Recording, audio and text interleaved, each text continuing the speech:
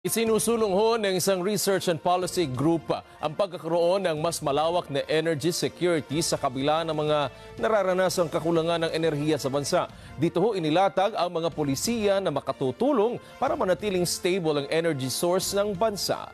Si Earl Bringa sa detalye.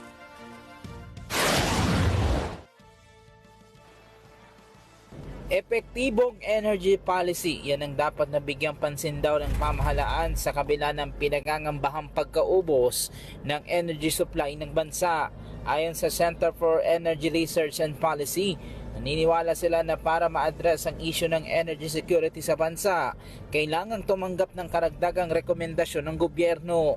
Pero naniniwala silang maisasaayos pa ito sa pamamagitan ng mas konkretong energy policy.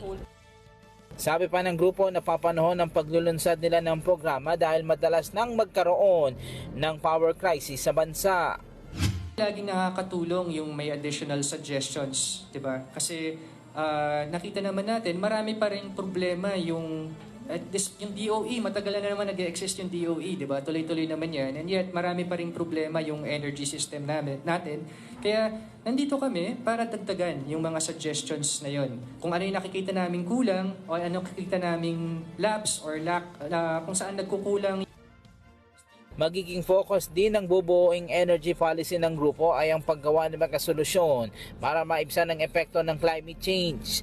Sabi pa ni Attorney Baga, bagamat may mga ilulunsad na ang pamahalaan na mga programa kaugnay ng pagdaragdag ng energy sources o pagdaragdag ng bansa ng paggamit ng renewable energy, di pa rin daw ito sasapat dahil kailangan din ng mas pinaikting pang pag-iingat sa kalikasan ng ating bansa. Kailangan natin i-diversify yung energy resources ng Pilipinas. Biro nyo 60% coal at karamihan ng coal na yon lahat ini-import natin sa Indonesia. Kung magka-aberya sa Indonesia, ano na mangyayari sa atin? Diba? 60% mako-compromise yung energy system natin. So kailangan natin i-develop yung indigenous local energy resources natin kasama ng wind, solar, yung renewable, diba? Para maging resilient at matibay yung energy system natin sa Pilipinas. Nakakaranas at posibleng makaranas pa ang bansa ng mga challenges lalo na sa energy security indicators. Kabilang na dyan ang sufficiency, reliability, resilience, affordability, maging ang accessibility at sustainability.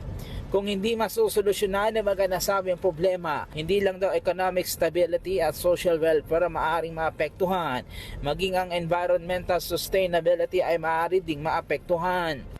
Nauna na maglatag na mga inisyatibo, polisiya at solusyon ng Department of Energy kamakailan. Kabilang na dyan ang paggamit ng renewable energy tulad ng nuclear energy dahil sa pinangangambahang pagkaubos nga ng supply ng enerhiya ng Malampaya gas field.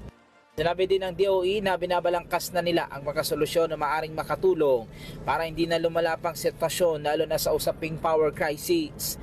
Nananawagan naman ng grupo sa kinauukulan na magkaroon ng mas mabilis na pagtugon ng gobyerno sa problema sa energy security ng bansa dahil maaaring maapektuhan ang karaniwang Pilipino. Hindi tayo dapat huminto lang doon, 'di ba? Kasi nakikita natin marami pa ring problema yung energy system natin na kailangan nating tugunan. Siyempre, naiintindihan namin, maganda yon, may ginagawa yung gobyerno, may plano yung gobyerno, pero may kakulangan pa rin eh. At kaya nga tayo nandito yung energy think tank namin na serve para tugunan yung mga pagkukulang na yon. Kasi yun yung ginagawa namin. Kaya, oo, okay yung mga plano ng gobyerno, sana matupad lahat ng plano ng gobyerno, pero at the same time, sana ma-address yung mga issue at mga problema na hindi pa na-address. Kasi marami ho eh. Department of Earl Bringas para sa Matanag Agila Matata.